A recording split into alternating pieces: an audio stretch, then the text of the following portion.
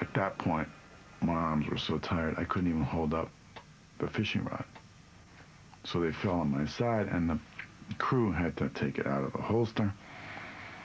I went up on the foredeck and I cracked a beer and let them reel in the line. A little later on, one of the crewmen comes up and says to me, "What'd you think of what was on the end of the hook?" Another crew member goes to the ice chest and opens up this humongous ice chest, and he takes out the eye. The fish had foul hooked himself and had to make a decision between saving his eye and saving his life. And that, said Lee, as he showed me the picture, is what life is all about. You know, the great Marvin, the great Marlin, you know, the big one that gets away, he got away with it. That was the Marvin you caught, wasn't it? Yes, that was. That was actually a world record. For women? For women. For quite a while, wasn't it? Yes, it was. And is this the biggest marlin that Lee caught here? Actually, no, it wasn't the biggest. It's one of the bigger ones, though. But, you know, he really built this whole room just to house this fish. And look at the menacing way he's looking down at us. Yes, I see that. Marvelous. Wonderful picture. Yeah, from Liberty Balance. Liberty Balance. Yeah. It's one of my favorite. It's a wonderful picture. And then there's Cat Below. Yeah, that famous Cat Below. And here, of course, the Oscar, and then I don't think you've seen this. This is the very shoe that Lee, that Vivian Lee whacked Lee over the head with in Ship of Fools. Get out! What? Get out! Get out! Get out! oh, yeah. Lots of love, Vivian. Vivian, yeah, that's great. So, and then this is a wallet that Lee had in his pocket when he was shot in the war. A Japanese bullet hit him right there, hit the wallet first. Pam, you describe beautifully in your book your relationship with Lee when you first met. You were 15. Yes. He was 21. Yes. He was your first lover. Yes. I never told him that, though. You didn't? He always asked. No, kept him guessing. Yeah. And you describe how you felt safe, you felt incredibly at home in his embrace. Yes, absolutely. He had this great, you felt very, very comfortable with him. You felt always that he was so strong, so capable, that no matter what happened, he would take care of it. Was it painful when he left? Oh, absolutely. Good Lord, my goodness, yes. Yes, here, you know, he'd been my boyfriend for 3 years, and suddenly he went to theater, and his first play that he ever did was in Woodstock, really, in a little theater, the Maverick Theater. What was he like as a young actor? You know, raw-boned, and he had that hungry look, as they used to say. A man that needs something. So that's what always got me into those, you know, kind of heavy roles. Like he'd missed life somewhere along the way, and he was going to get it now. And so one day he came and said, you know, I'm going to North Carolina. And got in his car and went down the road and around the bend. And I was just, absolutely, terribly upset, of course. You know, just floored. Just awful. In your book, you say that he could be cruel on occasions.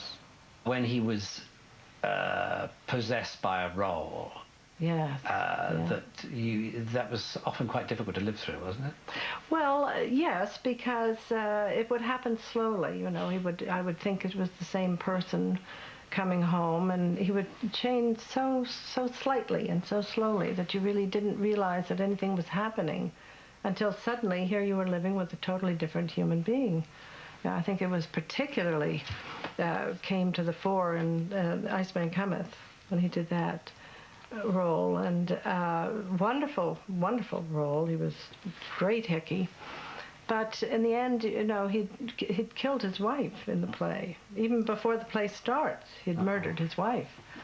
And I couldn't. That must be alarming for you. Very alarming for me. I couldn't understand why he was so cold and cruel and miserable. But that was very tough. You kept in touch somewhat, didn't you, when he was, when you were married to other people? You each had 4 children. We did. 1 boy, 3 girls apiece, almost the exact same ages of all.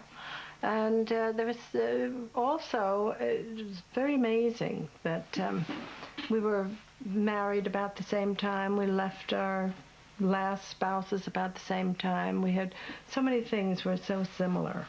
And of course you saw him on the screen. I certainly saw him on the screen. He was everywhere. It was wonderful, wasn't it?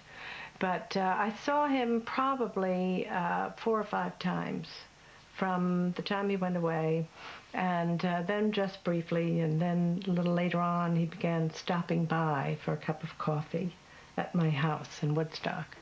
Tell me how it was when he came back for you. What did he say? Well, I had gone to California for a little visit. He took me for dinner, and then he took me to his house in Malibu and showed me all these wonderful things, his Oscar, all the marvelous things that he'd done throughout. He was really filling me in on all the years and telling me.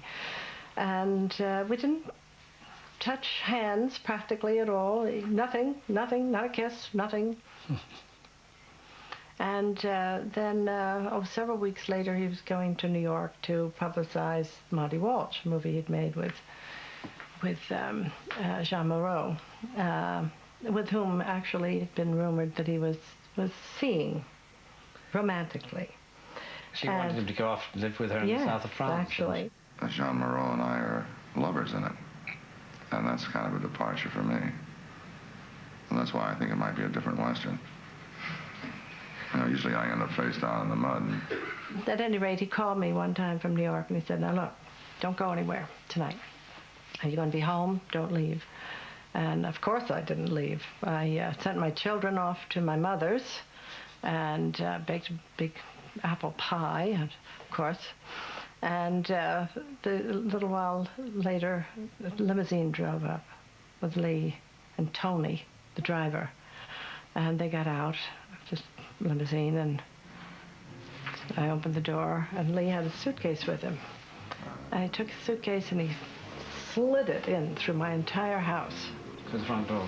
Right to the front door, right through everything, right through the living room. And he just looked at me and said, "You know, I've come to get you." They had 17 good years.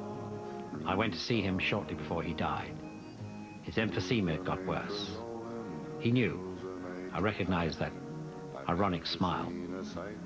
A series of medical blunders shortened his life. He once said in an interview, I can't see them burying me in Arlington Cemetery. But they did, with full military honors, as befits a war hero and a legend. Smoke can burn your eyes, but only people make you cry. Home is made for coming from, for dreams of going to, which with any luck will never come true.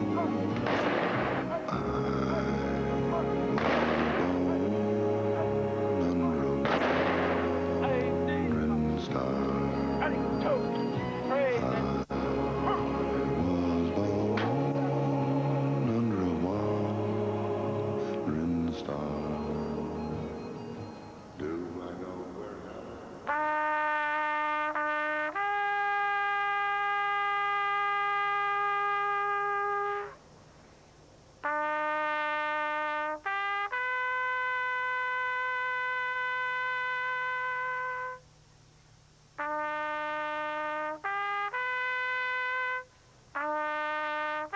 I think what he's doing is showing us how large life is. He's trying to show us how big we really are. How great life is.